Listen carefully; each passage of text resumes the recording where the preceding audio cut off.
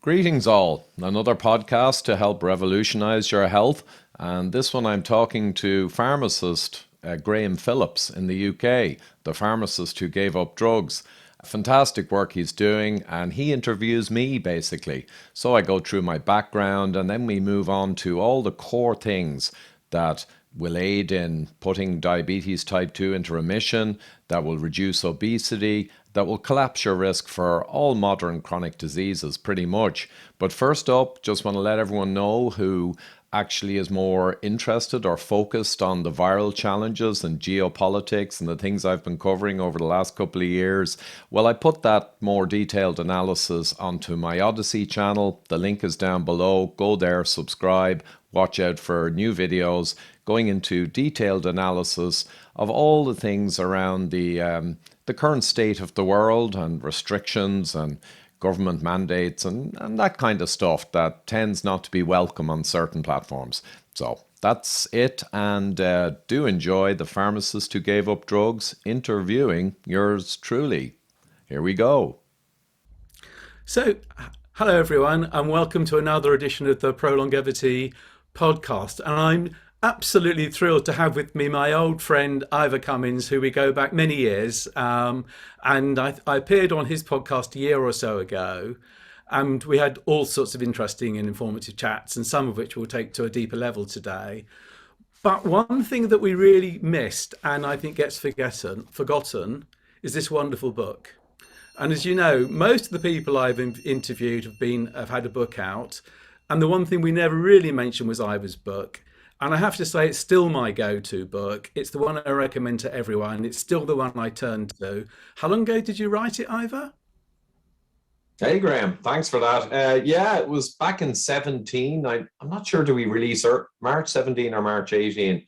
But yeah, it was a lot of work. We spent a long time with editors to structure it as best as possible. So, yeah. Well, it's still my go-to. So, I mean, I remember when I was first getting into this kind of low-carb, keto, cardiometabolic health, I stumbled across your YouTube channel. And then you were sort of mentioning the book, and I bought the book. And honestly, I think at that stage, certainly in my journey, I learned more from your YouTube channel and more from the book than anyone. So I'm so grateful because of it's allowed me to go forward, but also it's benefited my own personal health. So it's an absolute delight to have you on the program. Lovely. Thanks a lot, Graham. And looking forward to the chat and being interviewed for a change too. Yeah, we've turned the tails. I mean, I know it's hunter turned gamekeeper, or however you want to, poacher turned gamekeeper, or however you want to. So people will inevitably look at your channel, which is fantastic, and you go into some fantastic depth of things. I'm not aiming for that depth today. I'm kind of aiming at a gentle introduction for people who are at the start of the journey. And I think we who've been on this journey, I've been on the journey for 10 years. I think we forget what our starting point was, and I think we forget how far we've come. And I think it's very easy just to start on rung 6, 7, or 8 of the ladder, and people need rungs 1, 2, and 3. So I'm going to kind of start at the kind of bottom of the ladder and work from there, and then people can use that as a springboard to go forward with. So that's the plan for today. And I think pretty much like everyone in this space, as you know, I've had Asim on, I've had Robert Lustig, I've had some of the guys from Public Health Collaboration. We all have our own individual personal journey, and you have yours. So I thought we'd actually start with what your background is and what your journey was, and how your road to health was founded on a road, if you like, to ill health. Yeah, Graham. Well, I'll keep it relatively brief, but I did biochemical engineering originally in 1990. I then spent around 25 years in complex problem solving, mainly going up to a master technologist level and then a people manager over teams of problem solving engineers.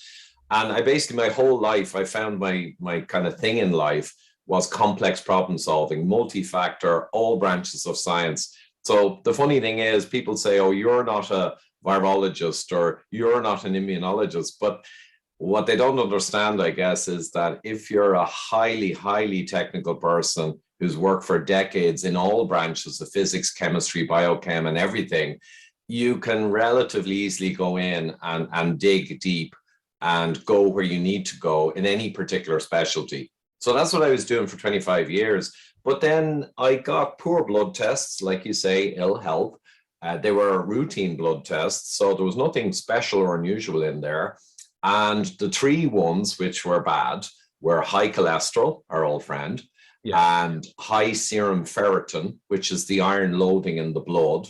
It can indicate hemochromatosis, a high iron loading disease that destroys your organs and makes you die young. The simple solution, though, is you just give blood, phlebotomy, and it clears the iron. And the third one was high gamma glutamyl transferase, or gamma GT, which is a liver enzyme.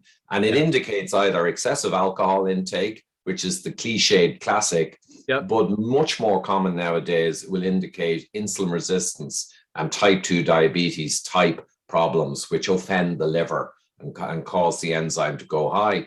So rough and tough, I went to the doctor who got the tests. I looked and I realized that these were really high.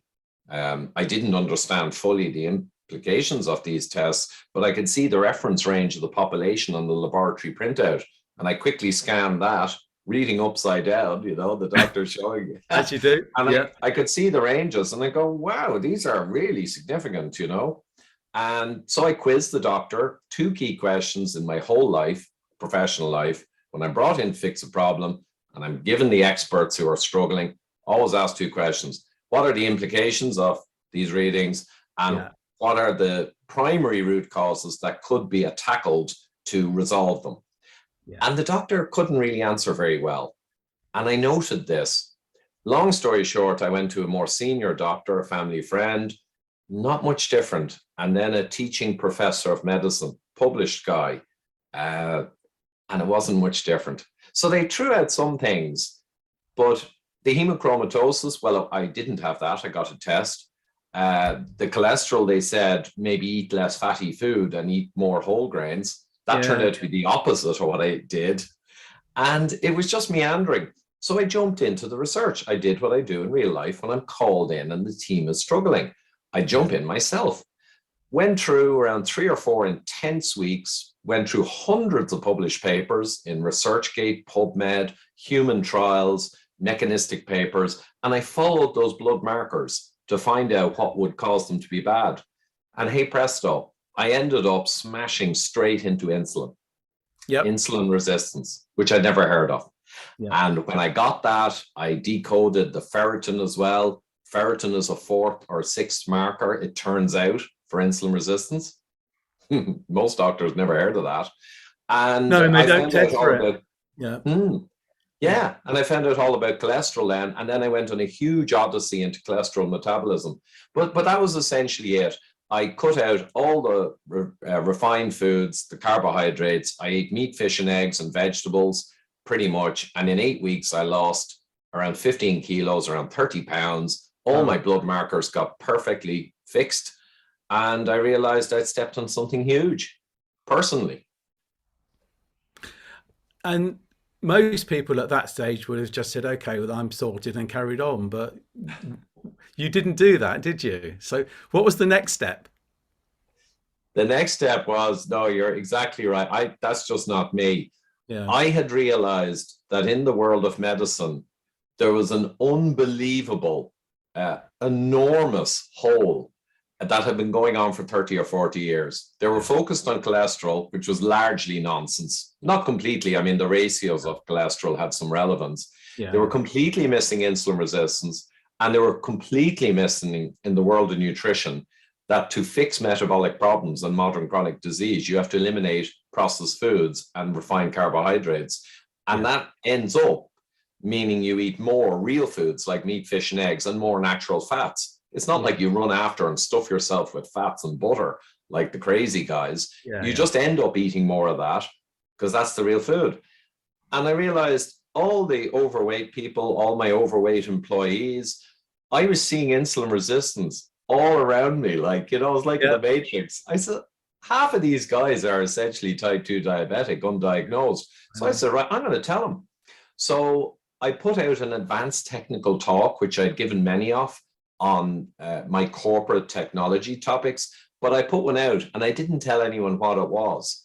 I just said, Ivor Cummins, you know, the biggest room in the whole factory of thousands of people that I booked. And I said, the metabolic syndrome. Yeah. And everyone's going, huh? And I wouldn't tell them what it was.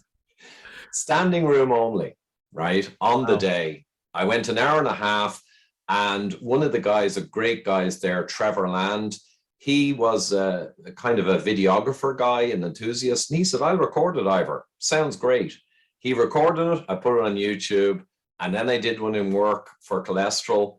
I had to do 2 sessions because the biggest room in the factory couldn't fit everyone, had to do 2 sessions, went on YouTube. And that's where people began to flock towards me. Like Mike Eads, MD, was one of the first, and other top people in low carb. They loved the cholesterol lecture, etc.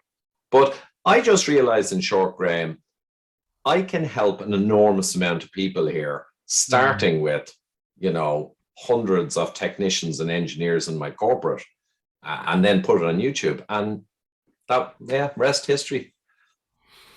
Yeah, and that's kind of quite bold and brave, really. You could have simply done what most people would do, is quietly fix yourself and carried on regardless, and they never mentioned it again. And then, of course, you've had to take on the whole medical establishment, the pharma establishment, and big food, and so it goes on, which is somewhat parallel to my journey, but on a much more modest scale. So, you mentioned metabolic syndrome along the way there. And I kind of want to say a little bit more about that. So I think people have heard of diabetes and they've heard of cancer, they've heard of dementia, but metabolic syndrome still sounds a bit of a mystique about it. So what is metabolic syndrome? How do we recognize it? Right. Well, a syndrome is not a very specific diagnosis, but there's 5 signs of this syndrome that's associated with heart attacks, cancers, and everything else bad in the world. So it's really important, and it's the biggest disease kind of state in the world. So high triglycerides, low HDL, good cholesterol, high blood glucose, high blood pressure, and LDL, bad cholesterol, is not even in it, which is interesting. Yeah. And the other one is, what's the 5th one? Waist. I think it's a big waist size. Women, men, it's slightly different. I think it's 33 men or over 35 women, or vice versa. So if you've got 3 of these 5, you're declared to have, or probably have, the syndrome. But the real name for it is insulin resistance syndrome. They just didn't really understand what it was. They just gathered together what seemed to be the important measures. But it's actually insulin resistance syndrome. And you're absolutely right. People say type 2 diabetes is terrible, heart attacks and dreadful stuff. But insulin resistance syndrome is in situ type 2 diabetes, which is before it's diagnosed.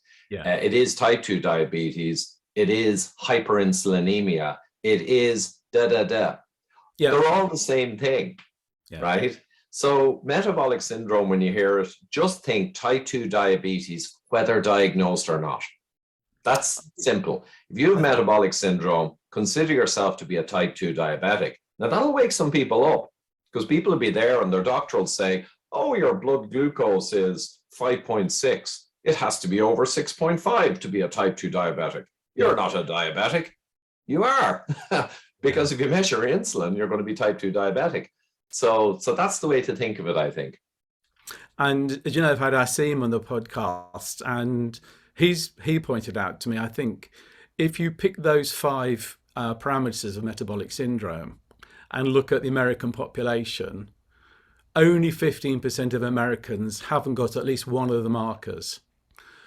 Or to turn that on its head, if we carry on as we are, the entire westernized world is going to have diabetes or some version of it. I mean, it really is. I don't want to get too much into the COVID pandemic, but when you look at the scale of the deaths that are being caused by this combination of diseases, cancer, dementia, type 2 diabetes, cardiovascular disease, and the millions of people who are dying from it, and we say nothing, we shrug our shoulders, we take a statin, and look how the world has reacted to COVID. Well, if you reacted proportionately, we'd be doing something about it, wouldn't we? Yeah, I mean, it's tragic. And again, I've been watching this as you have for many, many years now, and it never ceases to amaze me. But I guess a lot of nutritional or companies or food companies and pharmaceutical, they're involved a lot in education of nutritionists and doctors. And I think it's And not that they pharmacists. created the bad science. Yeah. The bad science was created by mistake, by Ansel Keys and these guys 50 years ago. But they certainly encouraged the bad science to stay alive because it's profit.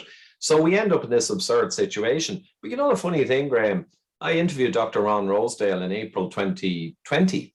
And again, we're not going to get into the C word. But the reality is, you've got this enormous death that could easily be tackled, not being tackled, like you say. There's a relatively much smaller amount of death for much more aged people on average related to the viral problem, COVID. But even that, if you look at someone who has high vitamin D and no insulin resistance, you could have divided that hit from COVID by maybe 10 or 15. Yeah. So you could have made that disappear too if you address the real problem, because the immune system is so intimately connected to whether you're insulin resistant or not. Yeah. So I definitely yeah, want to come back to that. So please don't let me forget. So all health professionals know that there's a cluster. You see these diseases as a cluster, right? So most of us are aware that diabetes, dementia, cancer, cardiovascular disease appear as a cluster. But the way that we diagnose and treat it is entirely separate. So we wait for the symptoms of one and we try and suppress it with a drug. We wait for the symptoms of another, might be raised blood pressure. We try to suppress it as a drug. We're not taught anything about root cause. And one of the guys that I follow is Chris Kenobi. And he's got this incredible talk, and he describes, I think they have remarkably good health records in Boston. And they've got longitudinal health records of cause of death going back 120 years. And there was basically no recorded deaths from any of those diseases 120 years ago. So it's a new modern, pandemic doesn't really do it justice. None of us as health professionals are ever educated. We know that society is getting fatter and sicker and sicker and fatter. And we're getting undeniably better at diagnosing things earlier. And yes, some of the drugs are better than we used to have. Undoubtedly, we're pretty good at controlling blood pressure, for example. But there is I now understand that there's a root cause, single, if you like, root cause that links all these things together. Maybe you'd explore that a bit for us, because in your many YouTube videos and indeed in the book, you go into some depth to explain that there are some fundamental underlying cellular and subcellular processes in common across all these diseases, linked, through insulin, through sugar, through inflammation, that you it's buy one, get four free, but in a very bad way. But equally, if you can reverse one, to some extent, you've reversed all of them. So perhaps we'd explore that a bit. yeah, Graham. And you said a few things there. So if you It's the common cause. What links these diseases is what I'm trying to get to. True, that's the key thing. So it reminds me of a phrase I came across in a published paper many years ago, the common soil hypothesis. And a lot of people think that, well, these are multi-factor problems, genetics and this and that and the other, and heart disease has 300 causes. It's impossible to say which one it is, and it's too complex. But the common soil hypothesis is largely, like Dr. Kenobi said, we have an explosion of modern chronic disease. And yes, a lot of things have changed in the modern world, and some people go on about pesticides and contaminants and leaded fuel. But the real overriding one is we've utterly changed what we put in our mouths. And if you think about it, yeah, pesticides can have an effect, and stress can have an effect, and all these things in modern world have an effect. But the explosion had to be something really central to the organism. And what's most central? Well, it's the fuel and nutrition that comes into your body, to your mouth. That's how the outside world interacts with you and your health overwhelmingly the most, right? Yeah. So what you eat And in a root cause, in my world, I've always lectured engineers about this in postmortems we do after a major issue that cost a couple of $1 million and took us 10 weeks of experiments and overtime. But when you actually get to the end, nearly always you can summarize the 2 or 3 key interacting factors and you've got it. And it seems simple. It seems simple after the fact. It's hell for 10 weeks when you're experimenting on 1 million variables, but afterwards. So yeah, a true root cause, when you resolve it, what's special about that is it fixes your primary problem, but almost inevitably, a lot of other little problems resolve themselves too, because it was a systemic underlying major issue. And a lot of other stuff you had trouble with goes away and you go, whoa. So it's like bonus time. That's a true root cause. So the root cause here is primarily, and I'm going to put it as simply as possible for the people, the devil's triad, right? Satan's triad. This is what I often say to keep it simple. Sugars, refined carbohydrates, refined wheats, and seed oils, vegetable oils, the heart-healthy oils, which are far from it, right? Those 3 together are the triad. And what's special about that is, it's like whack-a-mole. You can try and reduce one, the other, the other. The problem is that the UK now, in the British Medical Journal, it's acknowledged that over 50% of UK calories are ultra-processed foods. And in America, it's higher. So over 50% of the most important thing in your health, i.e. what flows into your machine, is now made up almost exclusively of the devil's triad. Ultra-processed food is by definition, almost exclusively, mostly, sugars, refined grains, and seed oils, because they're cheap as hell, they're addictive, and they have high shelf life, especially vegetable oils gives shelf life because they're toxic and bugs won't eat them. That's what we've done. We've switched to 50% of our diet being the 3 key worst things to eat on the planet. And we did all that in the last 70, 80 years, increasingly. That's 100%. As simple as I can make it. And I had Robert Lustig on the podcast.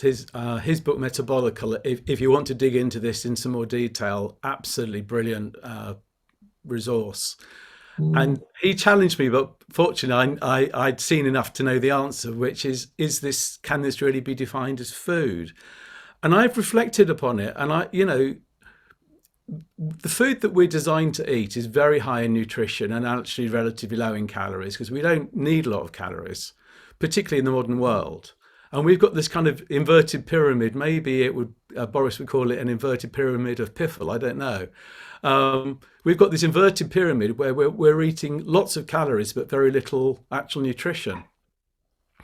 And the conclusion I've reached, I call it the Trifecta of Evil, but it's another version of what you're saying. It's basically poison with added calories. And I don't think that's the definition of food. The fact that it's got calories in it, but no nutrition, doesn't make it food.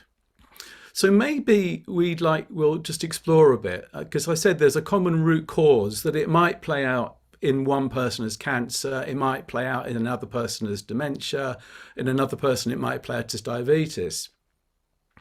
So let's just dig into this a little bit. So we've said it's the trifecta of evil: sugar, carbs, and processed food. Let's now look at what they have and how they affect insulin and how they affect the cell and cellular mechanisms. That explains the root cause.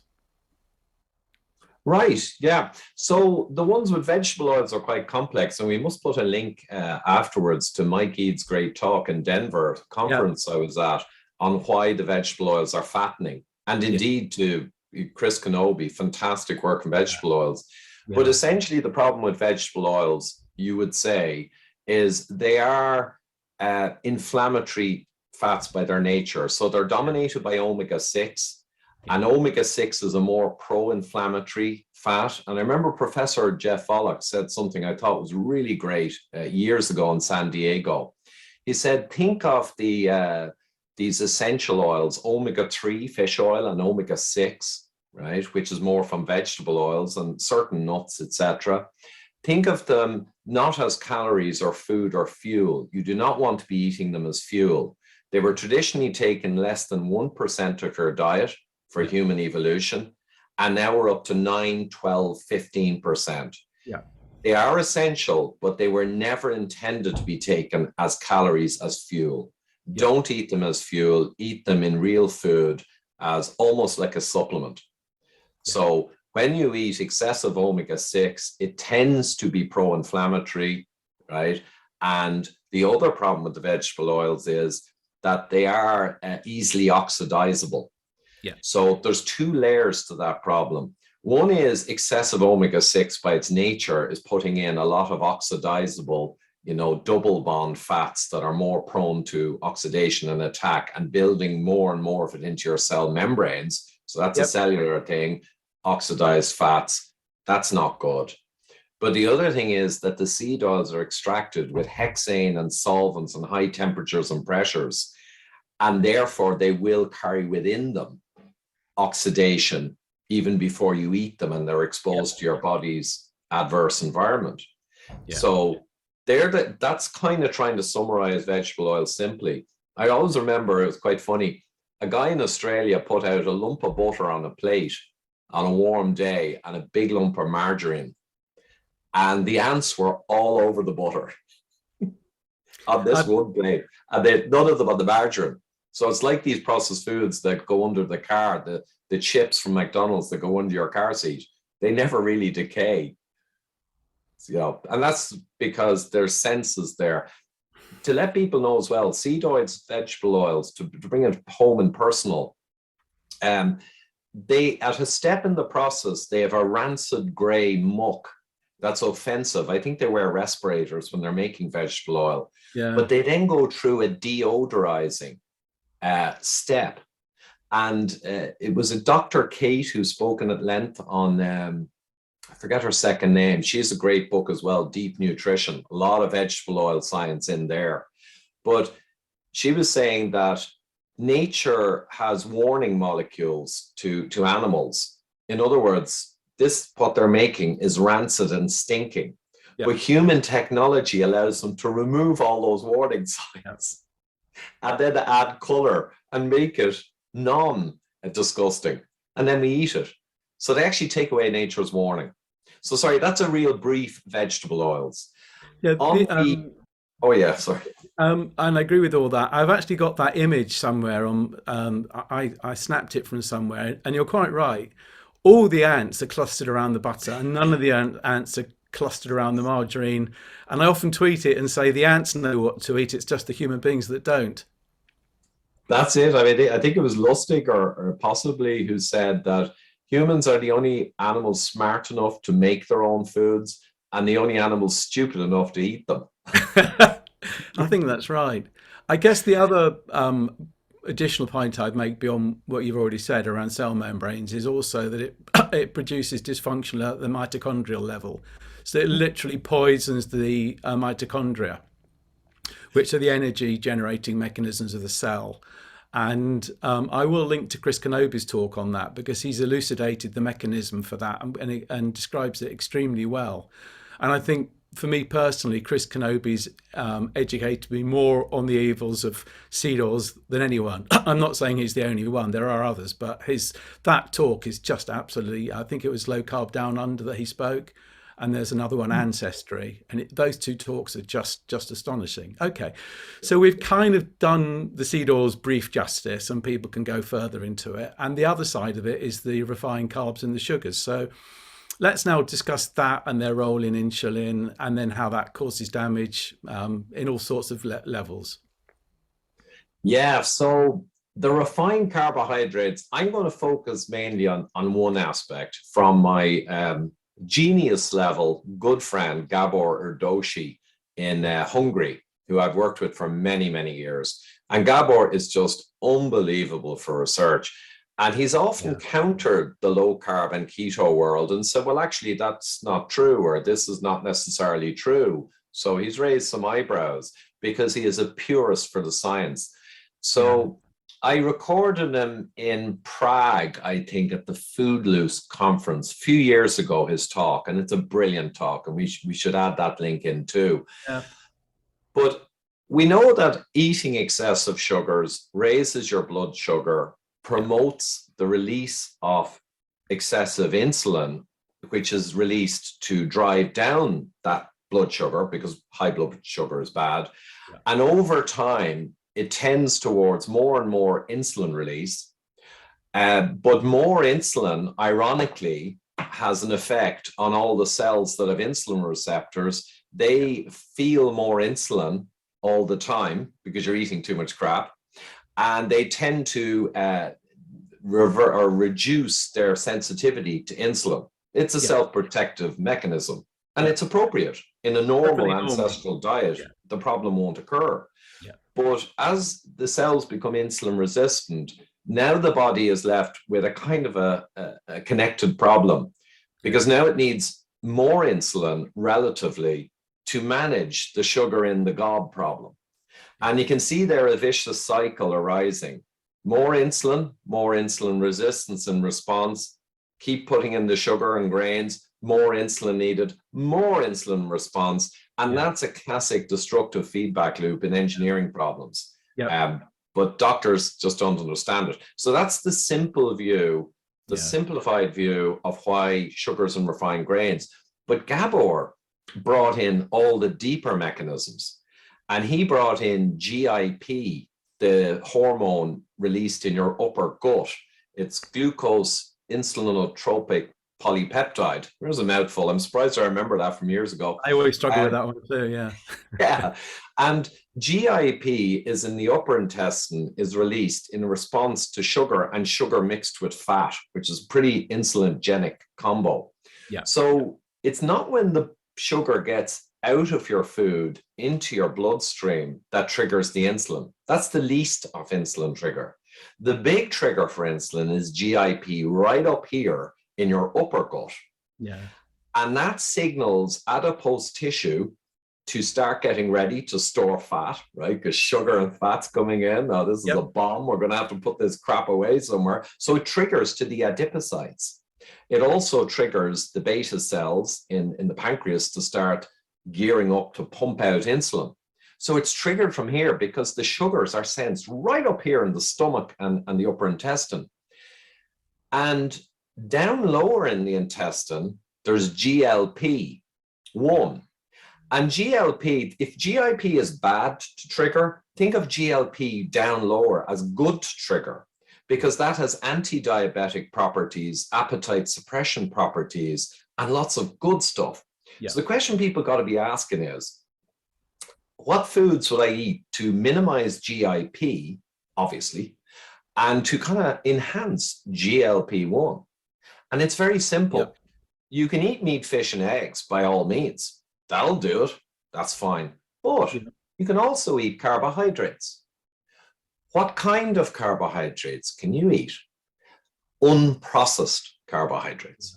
Because unprocessed carbohydrates are evolutionary foods, or plantains, or whatever the Catavans are eating. They're kind of highish carb, but they don't get heart disease. Those actually don't trigger GIP. They're slowly digested and absorbed, and they actually trigger GLP-1 on the lower end, the good thing. So Gabor's point, and it's crucial and a little controversial in low carb, it's not the carbs per se that are the problem. It's the mechanical processing of them. And he had studies on apple juice going back 50 years, unbelievable. You eat an original apple, an old-fashioned apple, not a modern sugary apple, right? You eat the apple, GIP not so up, GLP-1 up. It's fine. You puree or mash the apple, now it ain't good. And if you turn it into juice, bingo, right? Same with oranges, same with everything. Same with root vegetables. It's interesting you should mention that, because I'm having a Twitter war with Innocent Smoothies at the moment, who are owned by Coke. And I did a little test because I'm wearing my CGM. I did a little test the other day, and I drank some innocent smoothie and just said, now I'm non-diabetic. I've got a healthy metabolic profile. CAC score, so there's no calcium in my arteries. Healthy guy. I had about a 250, 300 ml swig of this delightful innocent smoothie, and it is absolutely lovely to drink. And it took my normal resting background blood glucose, which is around 5.5, up to 12 point something. To put that in context, that's going from a healthy non-diabetic level to way into the diabetic. And nothing elevates my blood glucose like innocent smoothies. It's extraordinary.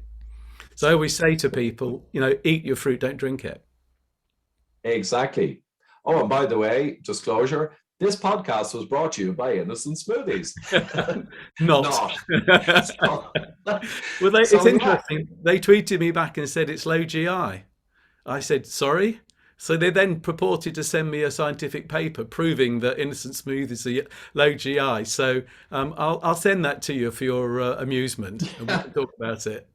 I'll take a look. Well, that's another thing just for listeners. And again, staying not too complicated, GI and GL. So GI is the glucose index of foods, as in its tendency to raise, and GL is the glucose kind of load. So if you eat a tiny amount of a chocolate bar, it's high GI, but the low glucose load for that meal is very little because you multiply it by like 1 gram. Yeah. And glucose load then brings into account the GI and also how much of it you ate or what percentage in the food. So glucose load, you could say, is the more important thing. But a smoothie, you're bringing in a fair load, and of course it's high. I mean, macerated food, to Gabor's point, he showed paper after paper with grains, porridges, apples, all done over the last 50 years. It's always the same. Once you mechanically break down the fiber structure, and he makes the point, they're adding in fiber now, powdered fiber into foods to make them high fiber. It's a complete scam. They get the fiber number up, but the reason higher fiber carbohydrate foods are better for you than the refined stuff is because the structure was not smashed in the first place. Yeah. So, if you eat steel rolled oats, they have a low glucose response generally because of GIP, GLP-1 and moving through the tract. And if you eat the powdered ready break oats, bingo, you hit the fairground bell on your CGM or your continuous glucose meter. And there's a simplicity to this people should understand. And potatoes, I love this one. If you get potatoes and you eat them raw, well, you don't get much of a glucose hit at all, right? And you probably get sick. If you boil potatoes, the glucose index goes well up, obviously. And that's why we don't eat too many potatoes, particularly if you're insulin resistant. If you bake them, it's around twice as bad, the glucose insulin response, because of the chemical structure in the baking process. I'm not sure the exact detail, but there's a hack. If you cook the potato, like boiled potatoes, cool it right down, and even you can warm it up again later or have it in the salad, it's turned the glucose into resistant starch, a different chemical chain structure, and it becomes way lower glucose response. So if you really, really like your few potatoes and you're insulin resistant, you can actually cook them, cool them, and just warm them up again. And you're going to get way lower glucose and insulin response because you're making them back more like unprocessed carbohydrate. I do recommend that often to prolongevity clients, and it works for rice, it works for bread as well, for the same reasons. So let's just come back to this because I kind of diverted us really. So we've talked about the glucose spikes, and we've talked about the fact it's more complicated, and you've done some justice there. And we've talked about the glucose spike raising insulin. What happens next with and insulin resistance? But there's also a direct effect on the lining of the endothelium as well in the cardiovascular system. And you were the one who educated me about the glycocalyx. And I still don't think many people know about the glycocalyx. So I think to kind of, before we move on and to do this proper justice, that is another area that we should just cover briefly.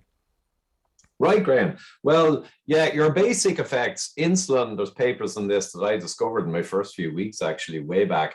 Insulin tends to promote inflammatory forces in the endothelial layer, so the inner single cell layer that protects the inside of your arteries. Yeah. And it promotes incorporation of lipids into the arterial wall. And there's loads of inflammatory arterial disease driving properties of high insulin, no question. But high glucose also causes a lot of problems. Yeah. So when we look at the endothelium, people think of it as, well, that's the inside, but there's a boundary layer there. And there's this microscopic structure of the glycocalyx, which is like strands, it's like fields of hairy grass on the inside of the endothelial cells. So think your blood here flowing, and you've got your endothelial cells here in a line, and you've got like grass growing out of them, hairs. And that structure is incredible. It's full of enzymes and all kinds of things to protect the artery.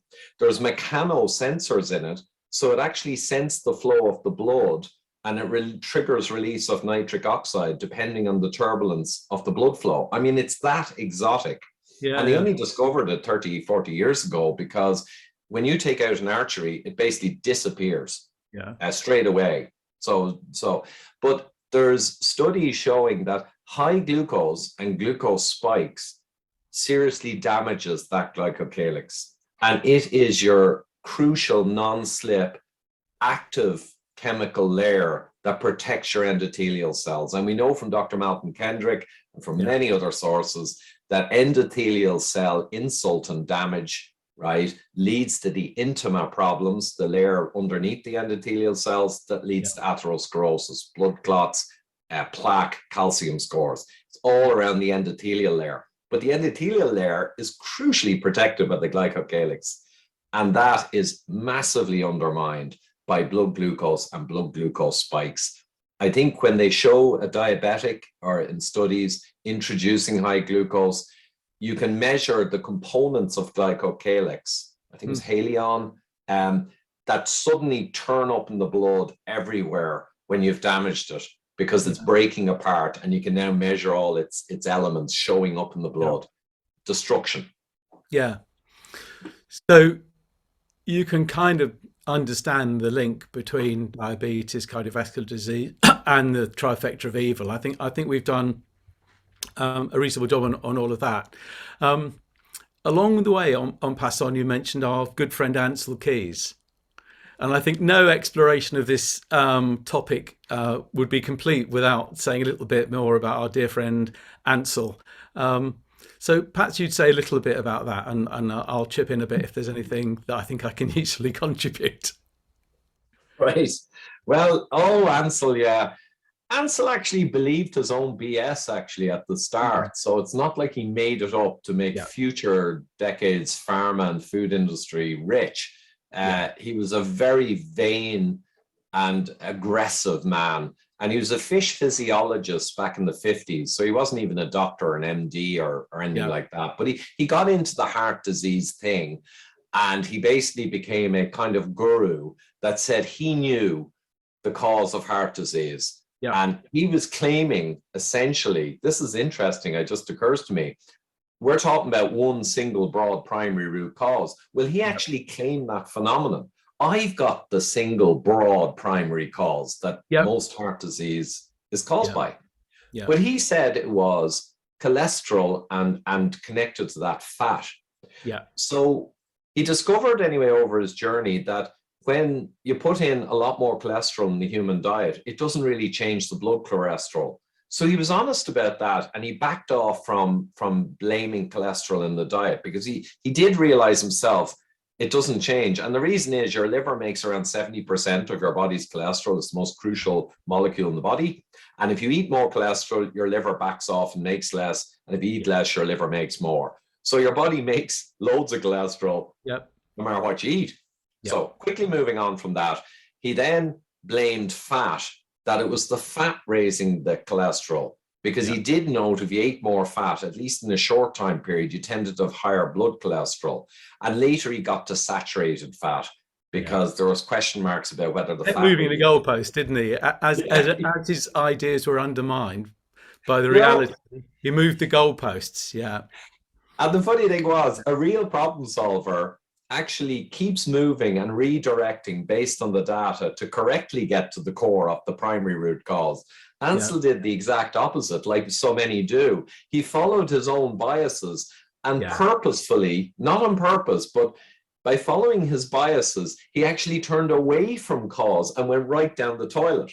But the long story short was he was highly political, and he did a 6 countries junk study, which looked at 6 countries across Europe and I think the US, and he looked at the correlation, and he showed that the higher the percentage of fat in the diet, the higher the heart disease. But there were 22 countries at the time where they had full data, and he picked the 6 that sat in a line. And when you looked at all 22, of course, it was a shotgun plot. There was no correlation. Absolutely. Very but no sneaky. one knows it. No one knows it. And he was countered by senior professors at the time, pointed this out. And there's a famous paper, was it Hillebank or, I forget the name. And he basically just turned on the politics, and he just screamed at them, and he got his organizations to attack them and call them quacks. And he just said anything to discredit them. You know, what's going on in Ukraine right now is horrendous. Driven by a psychopath. And it's very hard to imagine that you could have the same thing in the food and science world with similar results. But actually, if you look at Ansel Keys, he was that kind of sociopath. He would brook no alternative. And serially, anyone who tried to disagree with him, and there were plenty at the time, they had their headshots taken off, you know, not physically, but metaphorically, and they were denied funding, you know, they became outcast.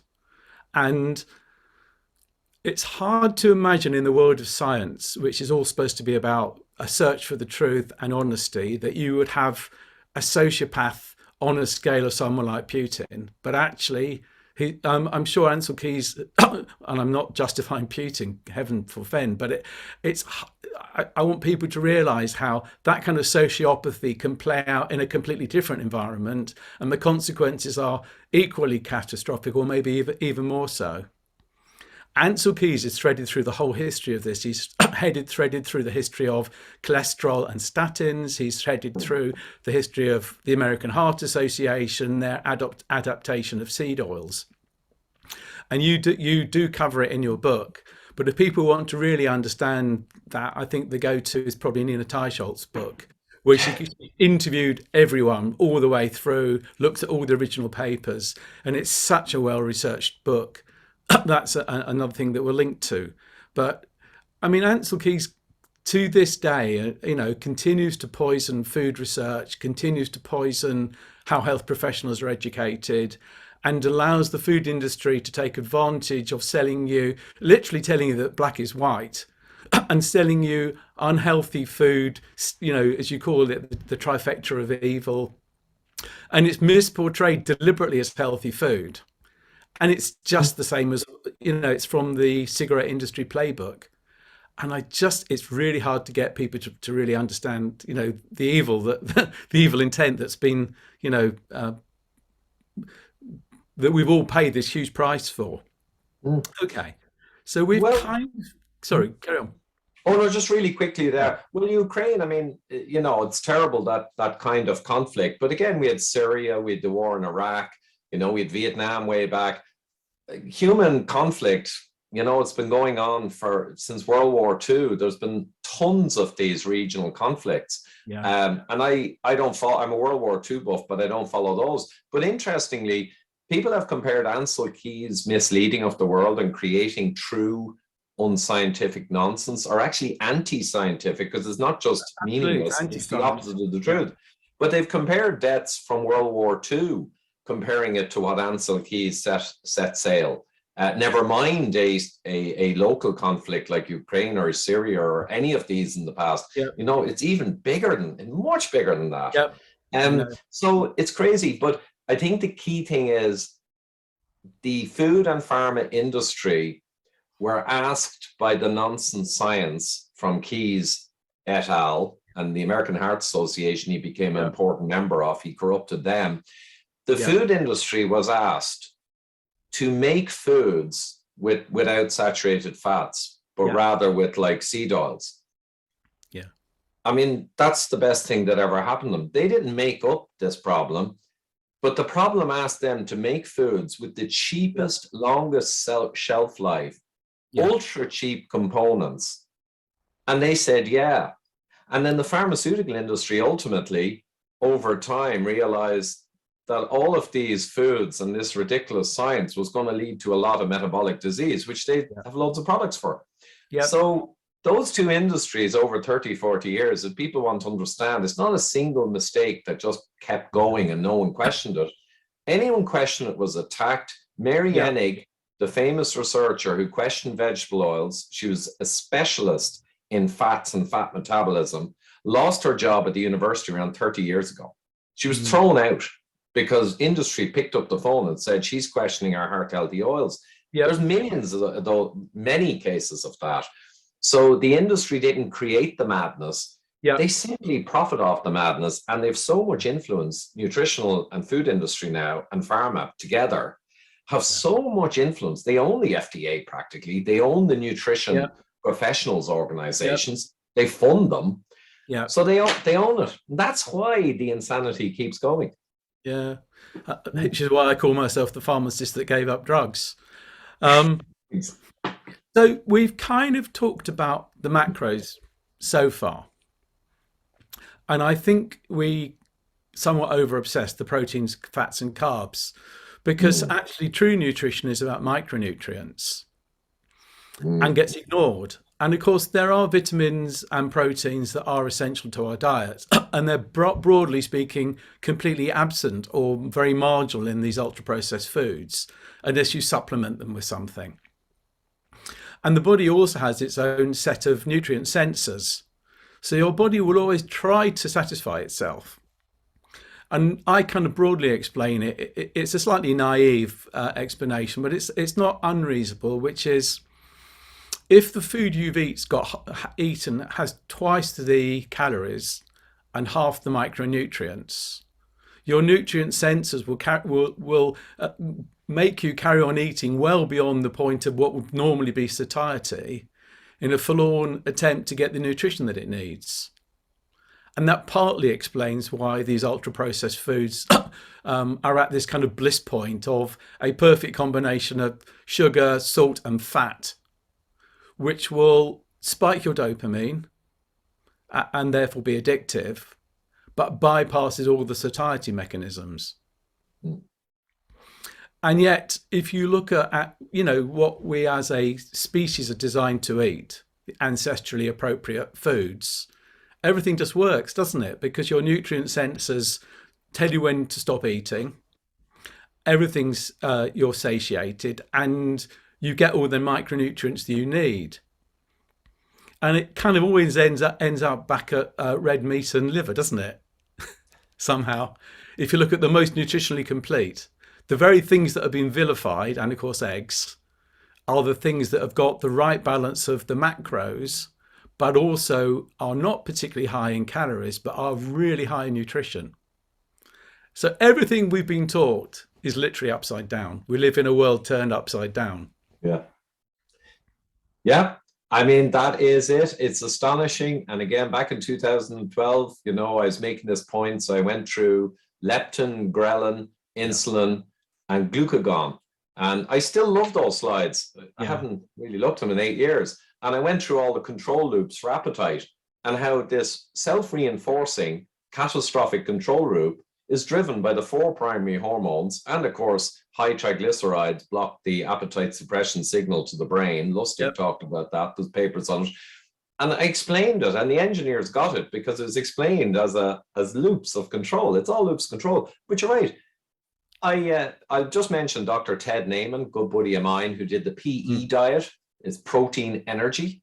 And it's exactly what you said there. It's nutrient density, and he shows different types of meals. And you've got meals that are high calories with low protein and low nutrients, and they're going to make you fat. And then what's the diet that bodybuilders use to get really ripped with ease, along with exercise? And of course, it's a high protein diet. Protein reduces appetite.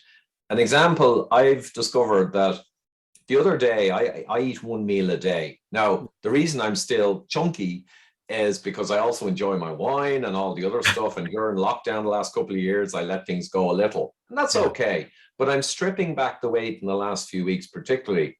But the other day with my one meal, usually I have a very substantial meal with meat, fish, eggs, and vegetables and all that stuff. Maybe even a bit of potato on the side. You know, we're Irish. But the other night, I had a tray of chicken wings.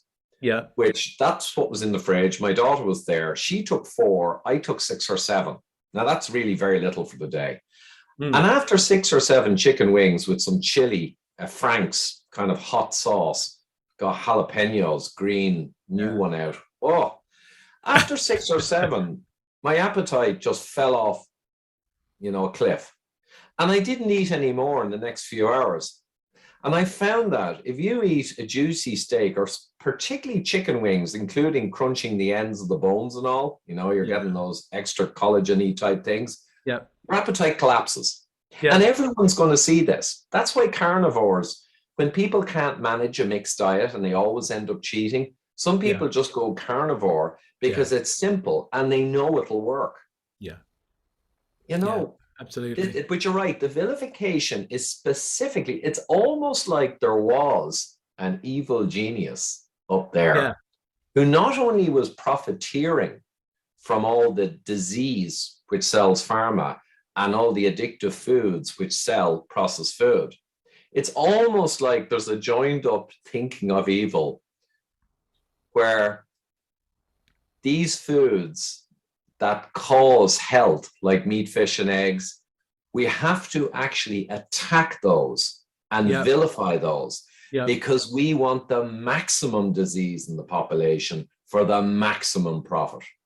That's almost like what's happening. Yeah, I mean, I don't think it's a grand conspiracy theory. No, I'm having fun. Yeah.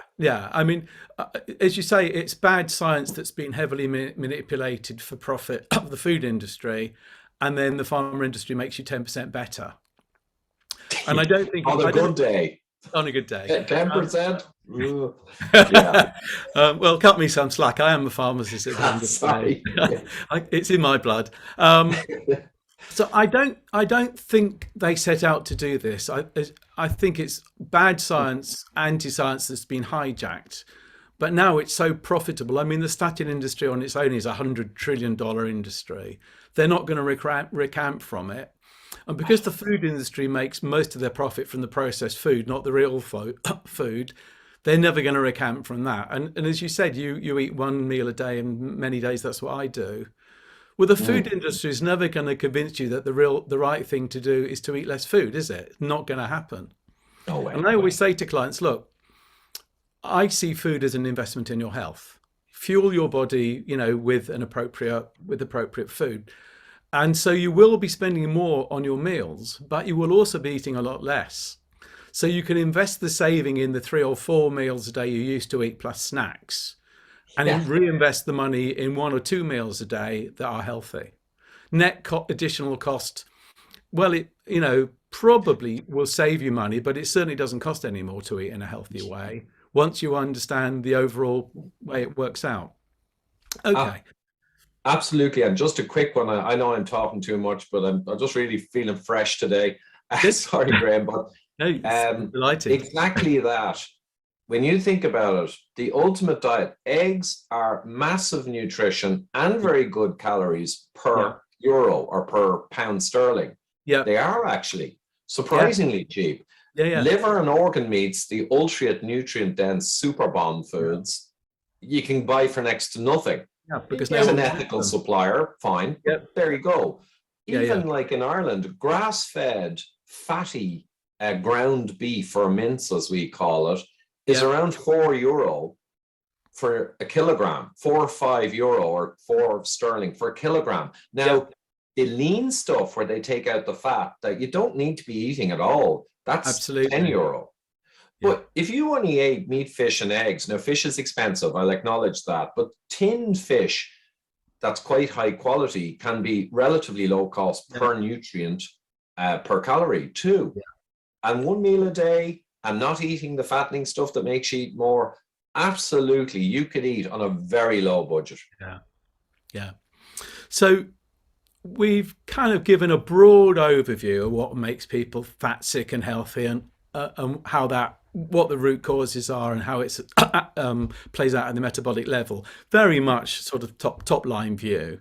But we've mentioned a number of other places people can go to get the detail. So it's very much intended. Mm, I'd like to kind of move on to solutions now, and we have okay. touched on it. We have touched on it. So, broadly speaking, exercise won't help you lose weight, but will make you healthy. Particularly a combination of high intensity exercise and and anything that builds muscle, strength training. I think sleep gets completely ignored. I give this talk, and I say, so you go to your GP, they do some bloods, blood pressure's a bit high, start on this antihypertensive medication, come back and see me in a month. Go back in a month. It's better, but it's still a bit high. We'll add a second antihypertensive, do some more bloods. You go back in a month and they say, yeah, blood pressure's quite good now, but your cholesterol's a bit high, so we'll start you on a statin. Right? And as you Yeah. walk out the door, you say to the doctor, I'm not sleeping very well. And they just shrug.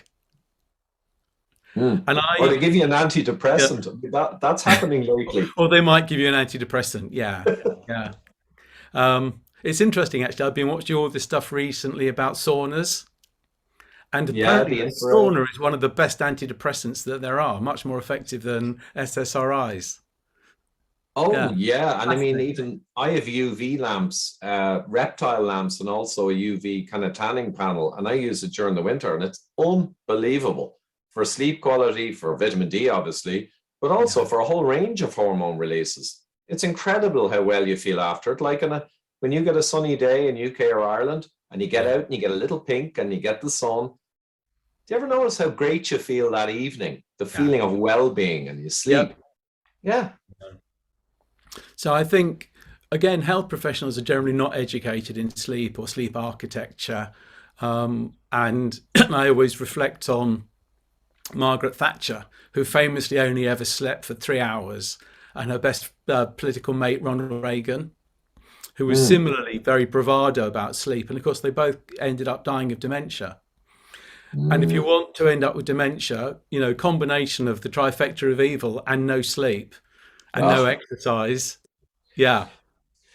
absolutely. And I actually have to run into town and collect my son shortly, but I just remembered our diagram, or myself and Dr. Gerber in the book, though the diagram we did as we were beginning to publish the book never got in the end. I think there was a big triangle, and it showed type 2 diabetic, Yeah. kind of one extreme insulin resistant, and then it showed low insulin, non-diabetic, minimal Yeah. disease, Yeah. best life, productivity, mental health, mental acuity, everything. And we just had the top 10 kind of thing. And Yeah. basically there was the trifecta at the top. You Yeah. get rid of that. That's the big end of the wedge. Yeah. But then you eat a healthy, nutrient dense, low carb, plenty of protein type diet, Yeah. even after you eliminate the crap. And then we had resistance type training, and we had fasting. So those two things we saw is really important. Like, go to 2 meals a day, maybe 1 meal a day, doesn't Yeah. suit everyone, but Yeah. get this fasting keto type behavior and get the insulin resistance, resistance training in for the health. And then we had the 4 S's. Yeah. We fitted it into the wedge: sun, sleep, stress, and supplements, Yeah. and detail each one. And I forget what was on the very left-hand corner, the final thing, but there was something.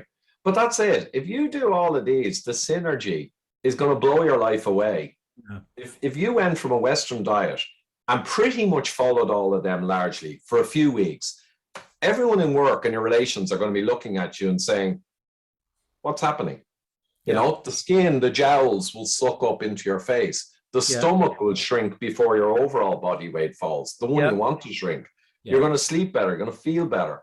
You're going to start performing better at work because you're going to feel good, much better. But It's not hard. it's not hard, but somehow it's been made hard. And I'm not making a rude gesture, Ivor. It's it's an aura ring, It's, and yeah. I I'm got a quite, Whoop device. yeah, Yeah, same. similar. And it's really interesting because this is such an effective sleep tracker. Yeah. And it gives you incredible data, and you can get the correlation coefficient between any two variables if you're into that kind of stuff, which I guess I know you are. I can clearly see on the days when I go to the gym and then I do the sauna how it has a how much better my sleep is, Yeah. and how the next 24 hours it benefits me. I can see it not just subjectively because you feel so much better, but objectively you can now use tech to measure the improvements.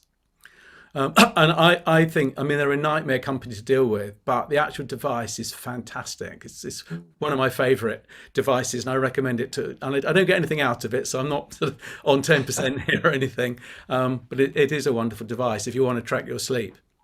And and Dr. Nadir Ali, who has gotten, he's a good friend of mine in Texas, Eat Mostly Fat Ali, I think, on Twitter, brilliant cardiologist, set up the Low Carb Houston conference and ran it a few years in a Yeah. row.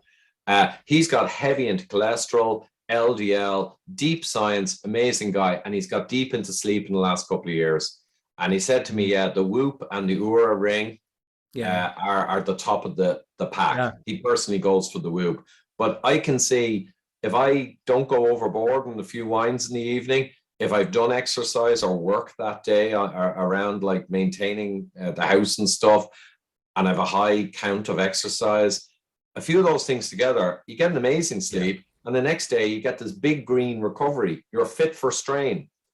And the days when you are out with the boys or the guys and you go a bit mad and blah, blah, blah, you sleep badly then, of course. Yep. And the next day you get a big red warning. It's never wrong.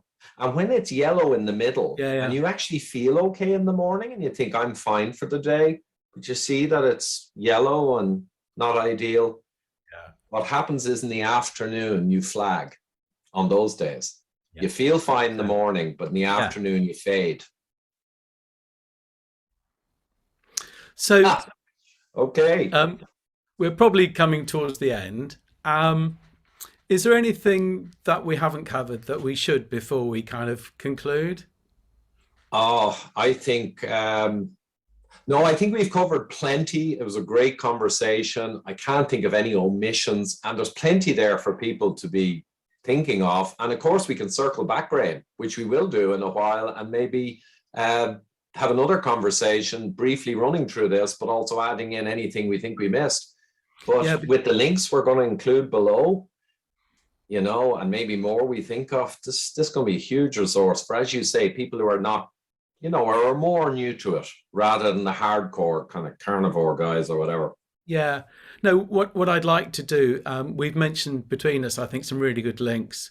And what we'll also do in the show notes is we'll pick out some of your, because your oeuvre is fantastic on YouTube. And we'll pick out a number of them that are relevant to each bit. So you've done the vitamin D debacle, I think it was an hour and a half on vitamin D.